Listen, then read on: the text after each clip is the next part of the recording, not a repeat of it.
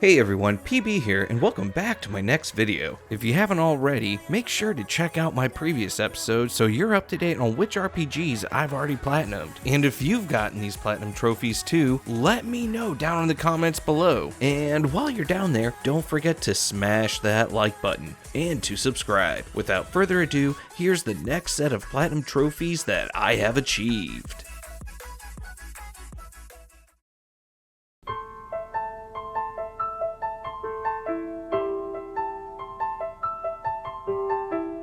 In this installment to the remake of Final Fantasy VII, the game continues from when our heroes escape Midgar, hitchhiked to Calm, and are now inside Cloud's memory of when he and Sephiroth were investigating the Mega Reactor in Nibelheim 5 years ago. After the iconic events of the past are completed, the rest of the game follows the main storyline of Disc 1 of Final Fantasy VII for the PS1 with practically no deviation to the main plotline. However, there are some added details such as Tifa's scar, as well as some areas that were expanded like the Ganganga reactor, the Shinra Mansion's underground research facility, and the G's homeland and history during Nanaki's trial. Another big change was that they completely removed Rocket Town and Mutai, which meant that they had to get a little creative as to how to introduce Cid and keep the boss fight with Don Corneo in the game.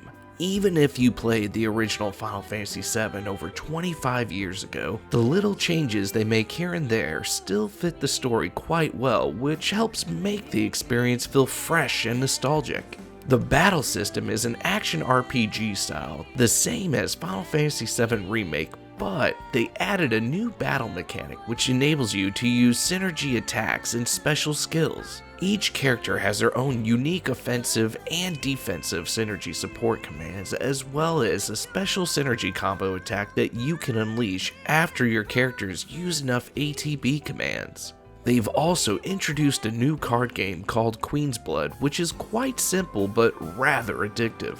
The game has 36 side quests, which several have multiple sub-events, not to mention they also brought Chadley back, which adds roughly 30 intel quests per region, which is roughly 180 intel points, and has 67 VR battle simulations, which the last 3 are insanely difficult that I never want to do again. The regions are huge, and it's almost a necessity to quickly unlock the region's unique chocobo before attempting to blindly explore your surroundings. The game has a 42% completion rate with only a 2.1% platinum success rate, meaning that 5% of those who beat the game manage to get the platinum trophy. The rarest trophy to get is 7-Star Hotel, which you have to collect all 88 trophies for Johnny's treasure trove to complete. To get these trophies, you have to complete practically everything in the game, like getting at least an A rank on 6 songs, beating Jules in the sit-ups competition, getting a high score on every minigame, as well as needing to use the chocobos to find several trophies hidden on the world map.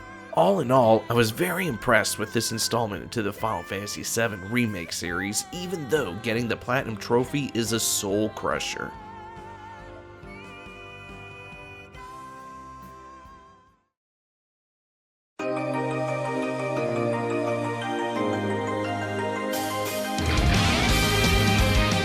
A month after the events which occurred at the end of Trails of Cold Steel, Rean finally awakes from his coma on top of a mountain peak just outside from his home village of Ymir. Rean and Celine head down the mountain while Valimar enters into hibernation mode to regain his mana since he stood guard to protect Rean while he was unconscious. During their descent, a mechanical golem known as a Magic Knight prevents you from going any further and begins to attack. Luckily, you are saved by Toval, a bracer you've had an acquaintance with before, along with the Princess Alphen and your sister Elise. You manage to finally make it home, but your homecoming is cut short as the Noble Alliance and Ouroboros attack Ymir, kidnapping the princess and your sister.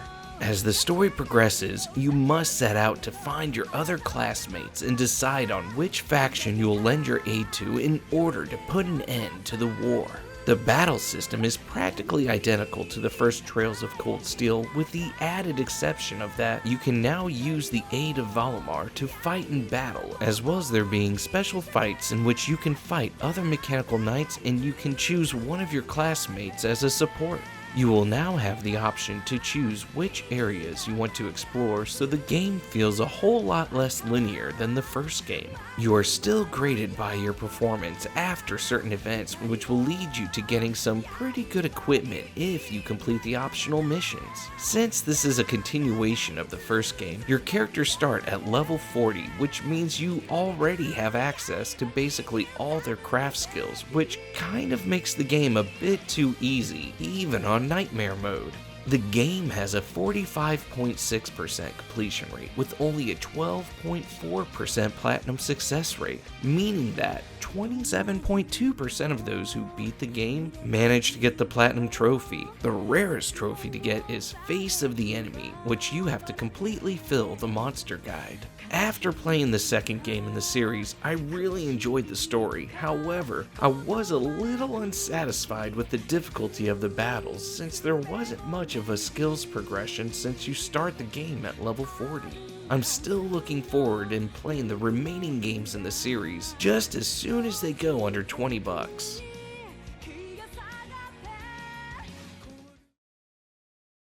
Another night, moon above, I think of you.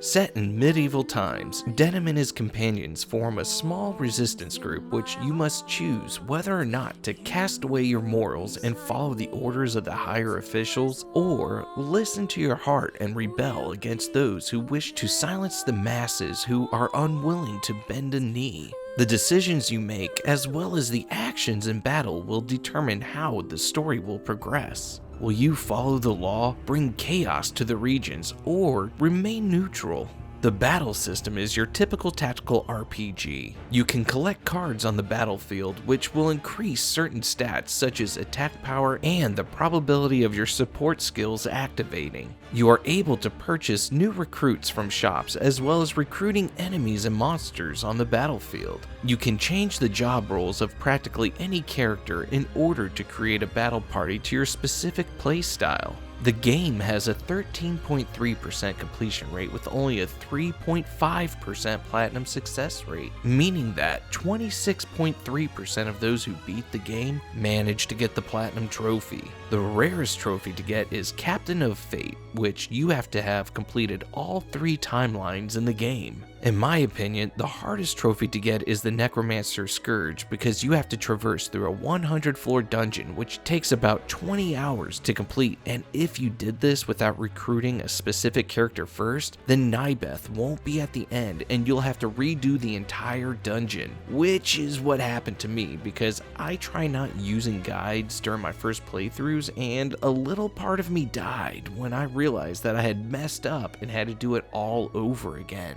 Other than that, this was a pretty easy tactical RPG and a decent palate cleanser between playing other RPGs.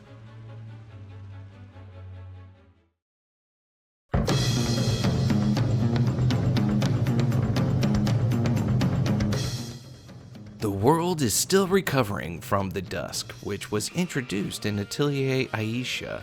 The local administration of the Research and Development Division hires on Escha, a girl who can alchemize items such as healing foods, combat accessories, bombs, and other such things, as well as a guy named Logy who specializes in alchemizing weapons and armor. As the story progresses, you meet new friends and explore new ruins to unlock the secrets of an ancient tablet which was fractured into multiple pieces. The battle system is a turn-based system which your characters can use regular attacks or special skills to fight the enemies. The 2 main characters also have a bonus action they can use, which is using attack items that they have crafted, which can pack quite a punch. The game focuses heavily on crafting items and synthesizing stats onto them to boost their damage or adding special effects such as poison or elemental damage. This can be a little complicated and will take up too much time to explain.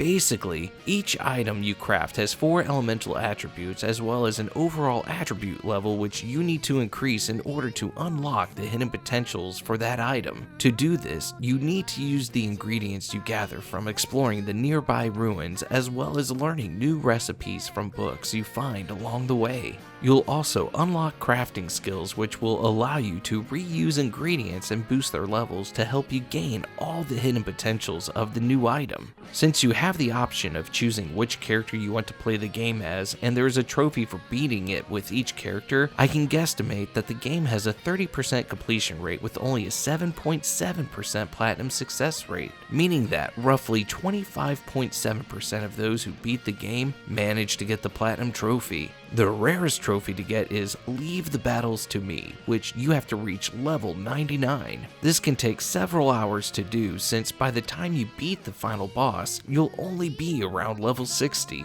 This is the first Atelier game that I've played, and I'm already not sure what to think about it. I wasn't challenged that much, and I kinda gave up on the story about halfway through. Once I realized that there really isn't much exploration as well as there being no penalties if your party falls in battle, I just stopped caring. Anyways, if you like crafting games with a little RPG strategy, then you might enjoy this.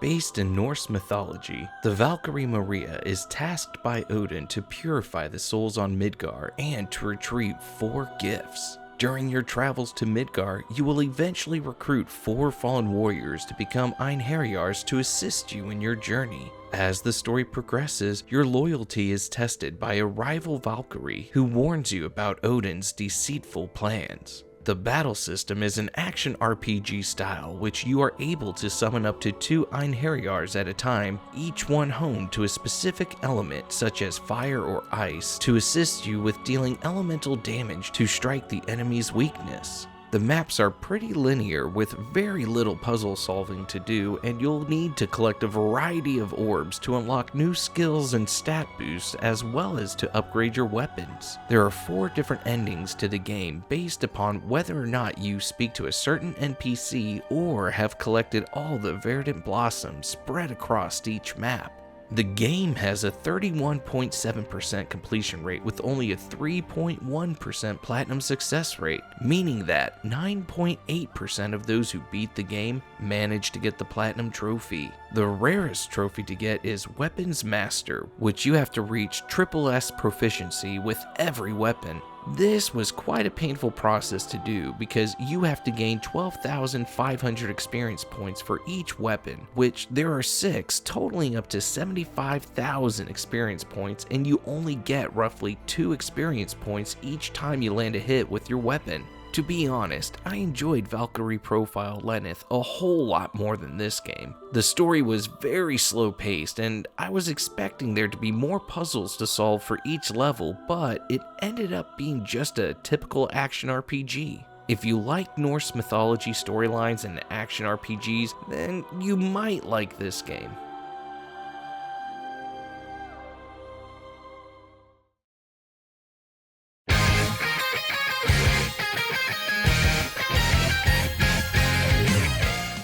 In order to save the Digicity of Flodia from Machindramon's attack, Digimon creates a dimensional trap which somehow also sucked you in from the real world when you placed your Digimon game onto your wrist. Now that you are stuck inside the digital world, you must set out and recruit new Digimon residences for Flodia with the aid of your 2 Digimon partners to help gain more information as to why Machindramon is on a rampage so you can get back to the real world. As the story progresses, you'll learn that there are other malicious plans at large. The battle system is quite unique as there really isn't one. Your Digimon partners are controlled by AI, so during fights, the only thing you can do is throw healing items at your Digimon and smash the X button on your controller at the right time to build up your order power so you can give your Digimon partners commands such as guard and using special attacks. Other than that, you're just sitting back and watching the fights happen.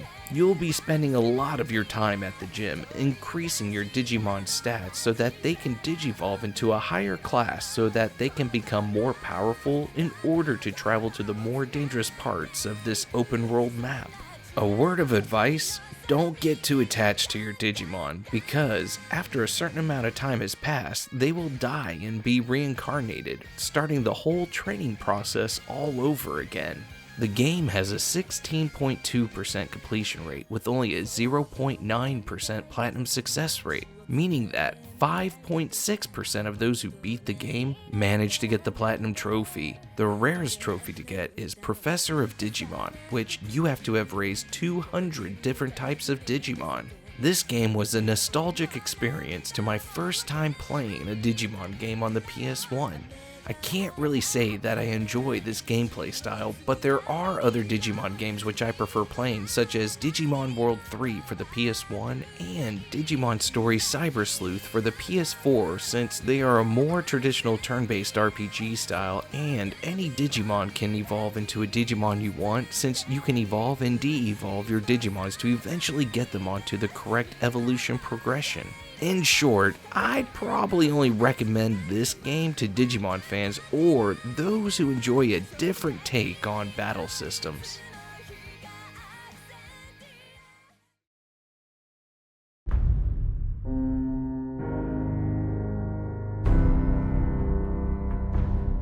In the year 2077, the world enjoyed its final moments of being a utopia with limitless power from the use of atomic energy. The vast advancements of technology derived from this power created a problem with overconsumption of all the world's resources. Inevitably, the world broke out into war and the people of Sanctuary Hills became victims to the beginning of a nuclear holocaust. Because of your military service, you are able to seek shelter inside Vault 111, where you and your family enter into a cryostasis chamber to hibernate through the worst of the fallout.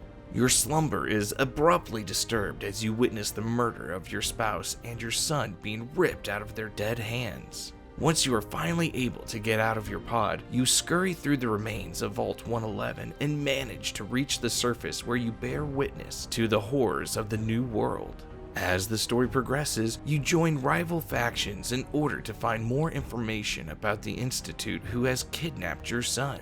The battle system is a unique combination of an FPS and an interruptive active combat system called VATS, which allows the player to use action points to slow down time and target specific points on the enemy.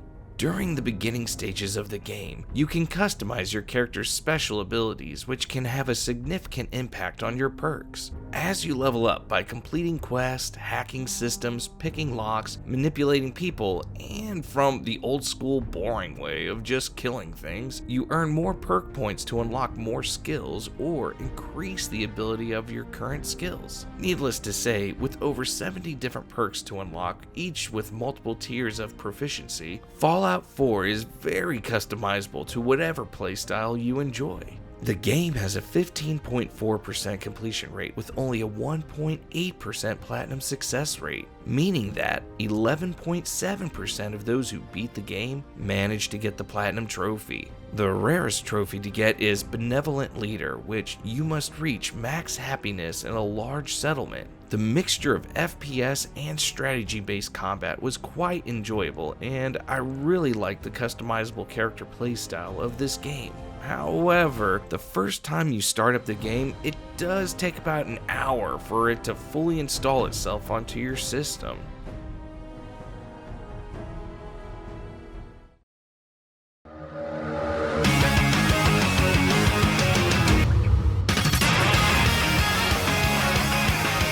In the world world of game industry, the four main CPUs, Neptune from Planet Tune, Noir from Last Station, Blonde from Logy, and Vert from Leanbox, are concerned about the approaching CPU shift period, which the citizens of these nations can elect new CPUs as their leader.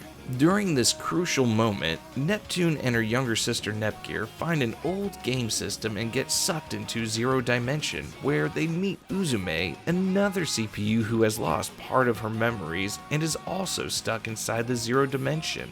As the game progresses, you will team up with old friends as well as new enemies in order to save game industry. The battle system is one that I absolutely enjoy, which is the ones where you can move your characters within a certain range of their starting position, and each character has a different line, cone, or range of field in which they can attack the enemy. Depending on how you set up your character's rush, power, and standard attack abilities, they can attack with sheer strength or perform combo building attacks, raising the combo meter in order to use dual, tri, and quad special attacks, or even transform your CPUs into the next form, which are significantly more powerful. This may seem like a lot, but the game does a good job at slowly introducing each feature. There are basically 3 separate storylines within Megadimension Neptunia V2, each one separated by dimensions, which will all make sense as you reach the finale. You can also expect a variety of side quests and hidden items to find with the aid of your guild members. The game has a 16.8% completion rate with only a 3.0% platinum success rate, meaning that 17.9% of those who beat the game manage to get the platinum trophy. The rarest trophy to get is Card Master, which you have to collect all 33 cards from CPU chips, which 4 of them have a 0.1% chance of RNG of finding.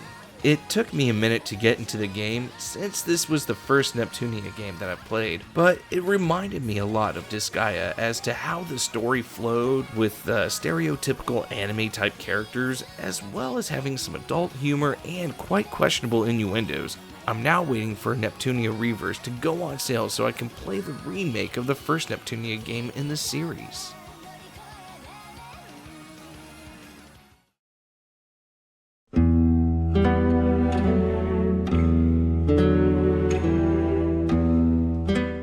In this fictional world where mystical artifacts known as Remnants are bound to the leaders of various nations, which are used to bestow peace and protect their citizens, while the unbound Remnants are subject to collapse and therefore spawn an influx of monsters, our hero Rush stumbles across a massive battle between the nation of Athlum and a horde of monsters while he is in pursuit of his sister Irina, who is recently kidnapped right in front of him. The leader of Athlum, David, uses his remnant to destroy a vast majority of these monsters, while Rush's pendant protects him from the blast. Rush was also able to protect one of David's 4 generals, which David sees this as an act of honor and escorts him back to the city. Once back at Athlum, Rush agrees to aid David in making Athlum an independent nation in return for their support to help him rescue his sister.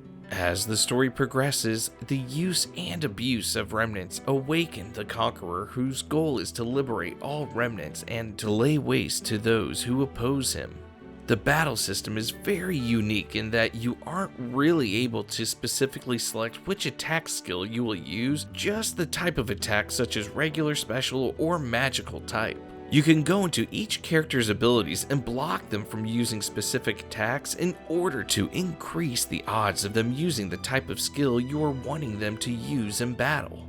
Another interesting setup is that instead of just having one person per party member slot, you now have unions which consist of 1 to 5 party members, and you'll be able to have up to 5 unions by the end of the game.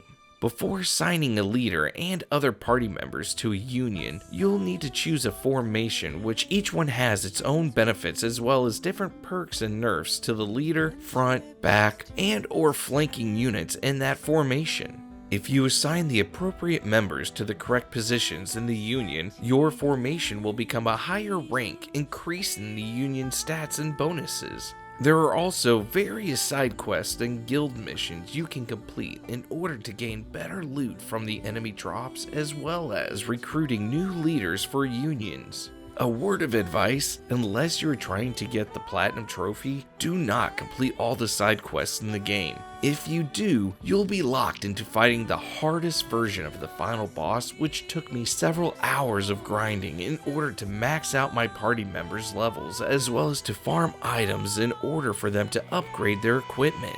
Since the game doesn't have a trophy for beating it, I'm going with the PSN's estimate of 20% of the people who played the game beat it, with only a 2.8% platinum success rate, meaning that 14% of those who beat the game managed to get the platinum trophy. The rarest trophy to get is Reduce, Reuse, Recycle, which you have to disassemble 300 pieces of equipment. It took me a few hours to get used to the battle system, and after spending close to 100 hours of playing the game in order to get the platinum trophy, I still don't fully understand how the union system works. I did enjoy the gameplay a lot though, but then again, I tend to like games that require purposeful grinding and focus more on gameplay than on storylines.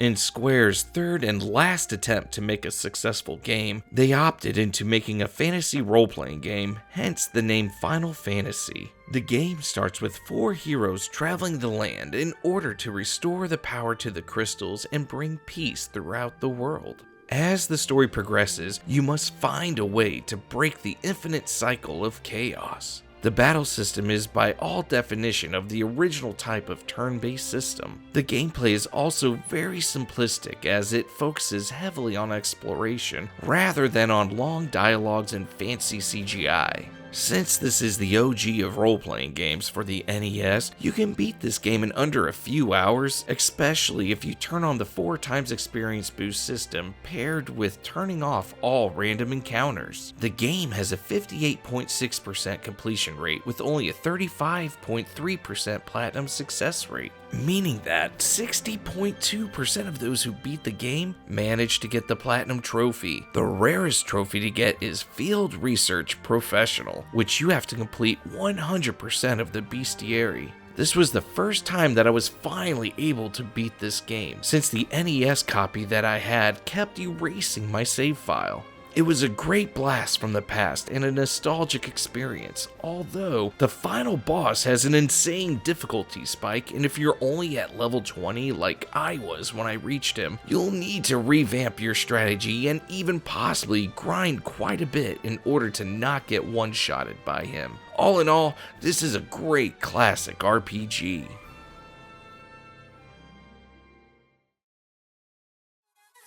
Well, that's it for now, everyone, but don't worry, I have a whole lot more coming soon, so make sure you subscribe and hit that bell so you'll know when I'm done editing my next set of RPG Platinum trophies. Also, smash that like button so it helps my videos with the YouTube algorithms. If you have any suggestions, please leave them down in the comments below. You can also check out some of my other videos since I do a variety type of gaming content. Until then, see you next time, my friends.